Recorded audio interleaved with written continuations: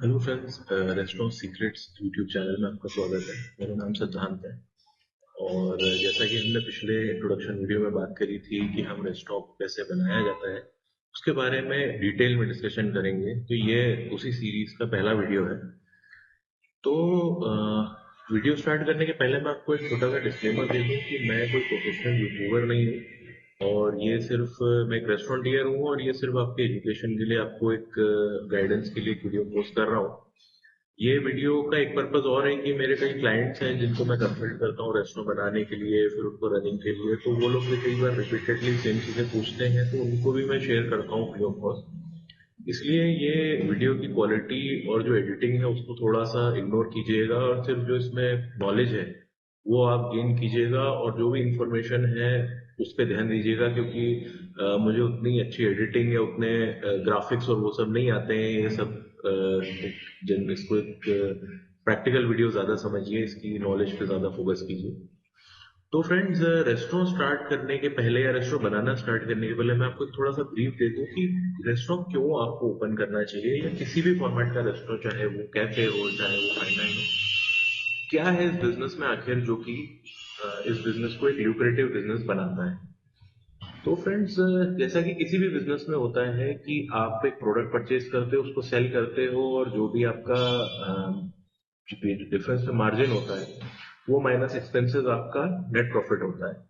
Similarly restaurant एक छोटा सा मैन्युफैक्चरिंग बिजनेस काइंड ऑफ है। आप ये समझिए कि आप रॉ मटेरियल मार्केट से परचेज करते हो, उसको फिनिश गुड्स में कन्वर्ट करते हो, और फिर उसको as a product, as a dish आप कस्टमर को सेल करते हो। तो एक स्मॉल इंडस्ट्री समझ लीजिए इसको, या एक स्मॉल कंपनी समझ लीजिए। सर्विस भी इन्वॉल्व होती है, क्योंकि इसमें सर्विस और मैन्युफैक्चरिंग दोनों का रोल होता है। तो क्यों का सबसे बड़ा जवाब है कि बिजनेस हम करते हैं प्रॉफिट के लिए। प्रॉफिटेबिलिटी के कंपैरिजन में आप मान लें तो ये one of the most highest profitable businesses है। फाइन डाइन रेस्टोरेंट्स का प्रॉफिट कहीं ना कहीं 30, 35, 40% ग्रॉस मार्जिन पे ऑपरेट होता है। क्यूएसआर 25 to 30% ग्रॉस मार्जिन पे ऑपरेट करते हैं। कैफेज भी ऑलमोस्ट 30% ऑन एन एवरेज के ग्रॉस प्रॉफिट पे ऑपरेट करते हैं। तो प्रॉफिटेबिलिटी वाइज एक बहुत अच्छा बिजनेस है।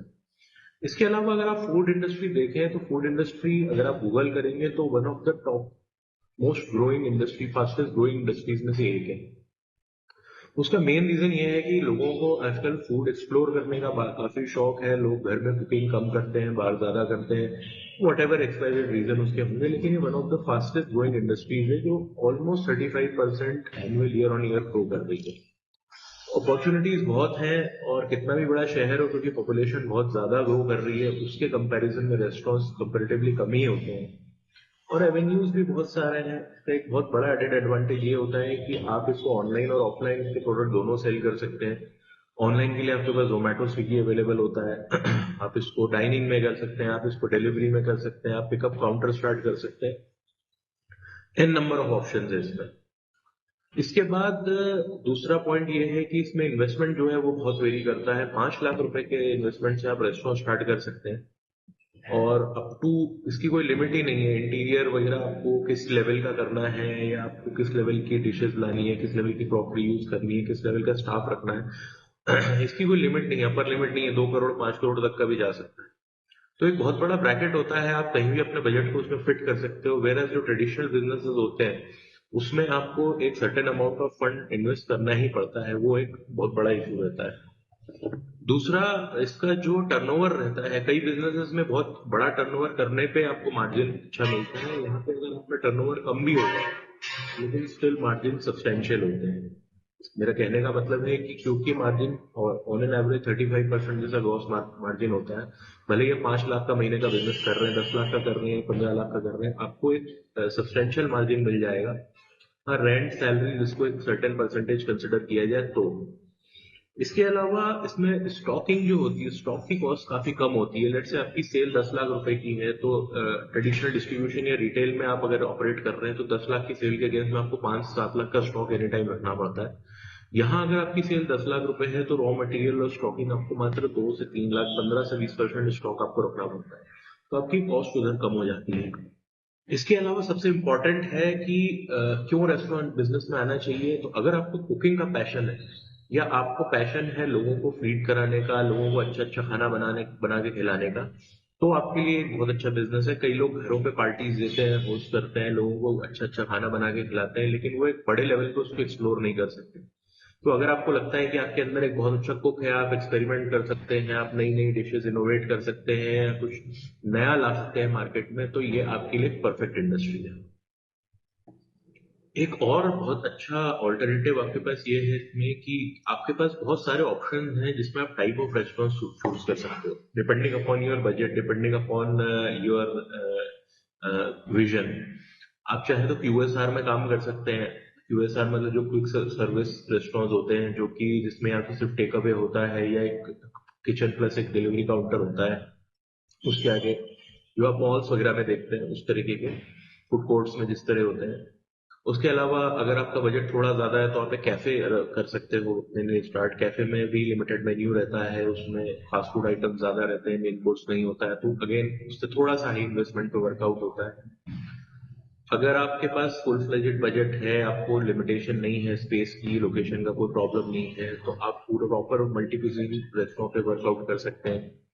अगर आपको स्पेसिफिकेशन किसी पर्टिकुलर स्पेसिफिक कुजीन पे जाना है, तो आप चाइनीज, इटालियन, मैक्सिकन, बहुत सारे अमेरिकन फूड, बहुत सारे इस तरीके के ऑप्शंस हैं आपके पास जिसमें आप एक स्पेसिफिक मेन्यू बेस्ड रेस्टोरेंट बना सकते हैं। या आपको अगर ब्रेकफास्ट या फिर चौपाटी वगैरह में इंटरेस्ट है, तो वो भी एक टाइप ऑफ रेस्टोरेंट ही होता है कि जिसमें सुबह आपका पोहे, जलेबी, समोसा, कचौरी ये सब होता है। इवनिंग में आपके स्नैक्स वगैरह हो जाते हैं, चौपाटी में पानी पूरी, छोले टिक्की, ये सब। तो इसमें बहुत सारे फॉर्मेट्स हैं, सबके इन्वेस्टमेंट्स अलग अलग हैं, डिपेंडिंग अपॉन आप कौन सा फॉर्मेट किस लेवल पे स्टार्ट कर रहे हो। क्यूएसआर कहीं भी 5 से 15 लाख रुपए के बीच में आप बना सकते हो। कैफेज 10 से 25 लाख रुपए के बीच में आप बना सकते हो। Fine dine restaurant menu specific अगर है तो 20 से 25 लाख रुपए में वो भी आप बना सकते हो। और अगर मल्टी क्यूजीन रेस्टोरेंट आपको बनाना है तो 35-40 लाख से आपका मेरे घर में स्टार्टिंग होती है, जो कि लगभग 2,000 स्क्वायर फीट के एरिया की अपन अगर बात करें तो एक बहुत बड़ा वेरिएशन मिल जाता है आपको इसमें। और एक बहुत बड़ा गैप मिल जाता है कि उसमें क्या होता है कि आपको ये नहीं सोचना है कि मेरे पास कम बजट है या मेरे पास ज्यादा बजट है। आप जो बजट सोचते हैं उसके अकॉर्डिंग रेस्टोरेंट बिजनेस में आपके पास एक पर्टिकुलर फॉर्मेट है अवेलेबल, जो कि आप यूज कर सकते हो। इसके अलावा एक पॉइंट और भी है कि नॉर्मली किसी भी बिजनेस का जेस्टेशन पीरियड, जो कि आपका आरओआई कैलकुलेशन का पीरियड होता है, बहुत लंबा होता है। यदि आपने ट्रेडिशनल डिस्ट्रीब्यूशन बिजनेस या रिटेल बिजनेस देखोगे, तो जब तक आपकी शॉप एस्टैब्लिश नहीं हो जाती है, आपका मार्केट में नेटवर्क सेट नहीं हो जाता, तब तक आप को आरओआई मिलना बहुत मुश्किल हो जाता है। इसका जेस्टेशन पीरियड कंपैरेटिवली कम होता है, क्योंकि डे वन से आपको सेल मिलने लगती है, आपको ऑनलाइन एक्सपोजर आपका जोमेटो स्विगी के थ्रू मिलने लगता है, तो बहुत ही जल्द आप पिकअप कर सकते हो उस चीज को। ये मैं इसलिए भी बता सकता हूँ क्योंकि मेरा रेस्टोरेंट का जो बिजनेस एक्सपीरियंस है, उसके अलावा मेरे पास करीब 10 साल का एक्सपीरियंस है सेल्स एंड मार्केटिंग की जॉब का, जिसमें मैंने हर तरीके के चैनल्स ऑपरेट करे हैं, डिस्ट्रीब्यूशन, रिटेल, मॉडर्न ट्रेड, जमाने भर के। तो इन सारे चैनल्स में एक बहुत बड़ा इशू ये रहता है कि जो ओनर है वो इन्वेस्ट जरूर करता है, लेकिन उसको रनिंग रखने के लिए उसके पास फंड नहीं बचते हैं, जिसके कारण ये बिजनेस बंद होते हैं। रेस्टोरेंट बिजनेस में भी सिमिलर चीज है, अगर आपके पास रनिंग के लिए फंड नहीं रहेगा तो आपको ज्यादा लंबा टाइम आप बिजनेस कंटिन्यू नहीं कर पाओगे। लेकिन इसमें जो रनिंग कंटिन्यू करने के लिए फंड है वो आपको बहुत लिमिटेड टाइम के लिए लगता है। अगर 3 से 6 महीने के अंदर अंदर आरओआई नहीं आ रहा है आपके रेस्टोरेंट का, इसका मतलब है कि आपने कोई बहुत बड़ा गैप छोड़ा है, या तो आपका प्रोडक्ट अच्छा नहीं है, या आपकी लोकेशन में बहुत बड़ा गैप है, या आपने प्राइसिंग बहुत हाई रखा है, तो आपको तुरंत करेक्शन करके उसको आगे बढ़ना होता है। वेयर जो ट्रेडिशनल डिस्ट्रीब्यूशन और रिटेल बिजनेसेस होते हैं उसमें 2 से 3 साल तो ऑन एन एवरेज लगते ही लगते हैं रिटर्न ऑन इन्वेस्टमेंट आने में। उस पॉइंट ऑफ व्यू से भी एक मैं आपको टॉपिक है जिस पे मैं आगे चल के बात करने वाला था, लेकिन अभी स्टार्ट कर दिया है तो मैं बताता हूँ कि रेस्टोरेंट बिजनेसेस फेल क्यों होते हैं, एक बहुत बड़ा रीजन क्या है उसका।